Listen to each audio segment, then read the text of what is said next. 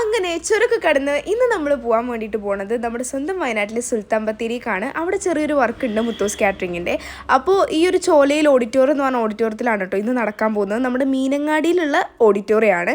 ഇവരുടെ വെഡ്ഡിംഗ് ആണ് ഇന്ന് പറഞ്ഞിട്ടുണ്ടെങ്കിൽ നമ്മുടെ മുത്തൂസ് കാറ്ററിങ്ങിൻ്റെ എല്ലാ ആളുകളും അവിടെ കൃത്യസമയത്ത് ഹാജരായിട്ടുണ്ടായിരുന്നു എന്നുള്ളതിലാണ് കാര്യം എന്ന് പറഞ്ഞിട്ടുണ്ടെങ്കിൽ നമ്മൾ ചെന്ന സമയത്ത് തന്നെ അവിടെ ഓൾറെഡി ഒരു കല്യാണം നടന്നിട്ടുണ്ടെങ്കിലും നമ്മൾ അതൊക്കെ റെഡിയാക്കി ഒരു വൈകുന്നേരം 4 മണി ആ ഒരു സമയത്താണ് നമ്മുടെ കല്യാണം മുഴുവൻ സ്റ്റാർട്ട് ചെയ്തിട്ടുണ്ടായിരുന്നത്. ഒക്കെ നമ്മൾ റെഡിയാക്കിയിട്ടുണ്ടായിരുന്നു. വെൽക്കം ഡ്രിങ്കിനായിട്ട് ഇത് ഇവിടെ ജ്യൂസൊക്കെ റെഡി ആയിട്ടുണ്ട്. അതുപോലെ തന്നെ ചായ വേണ്ടവർക്ക് ചായ, ബജികളൊക്കെ വേണ്ടവർക്ക് ബജികളും ഉണ്ടായിരുന്നു. ഇവിടെ എല്ലാ കാര്യങ്ങൾക്കും നോക്കാൻ വേണ്ടിയിട്ട് ആളുകളുണ്ട് കേട്ടോ എല്ലാത്തിനും. അങ്ങനെ ഇതാണ് ഷെരീഫ്ഖാൻ്റെ മോൻ്റെ കല്യാണമാണ് ഇന്ന്. ഷെരീഫ്ക്കയാണ് മുത്തൂസ് കാറ്ററിങ്ങിനെ ക്ഷണിച്ചത്. ഇന്ന മുത്തുക്കാക്കയാണ് കേട്ടോ ഇതിലേക്ക് ക്ഷണിച്ചിട്ടുണ്ടായിരുന്നത്. അങ്ങനെ നമ്മുടെ ബ്രൈഡും ഗ്രൂമും ഒക്കെ വന്നു. പിന്നെ അവരുടെ കുറച്ച് വീഡിയോസും കാര്യങ്ങളൊക്കെ എടുത്ത സമയത്ത് ഇവിടെ നമ്മുടെ ഫുഡും കാര്യങ്ങളും എല്ലാം റെഡി ആയിക്കൊണ്ടിരിക്കുന്നുണ്ടായിരുന്നു. അതായത് മുഴുവൻ റെഡിയായി അടിപൊളിയായിട്ടുണ്ടായിരുന്നു. പിന്നെ ഒരു വന്ന് കുറച്ച് കഴിഞ്ഞപ്പോൾ തന്നെ എല്ലാവരും ഫുഡൊക്കെ കഴിക്കാൻ തുടങ്ങിയിട്ടുണ്ടായിരുന്നു.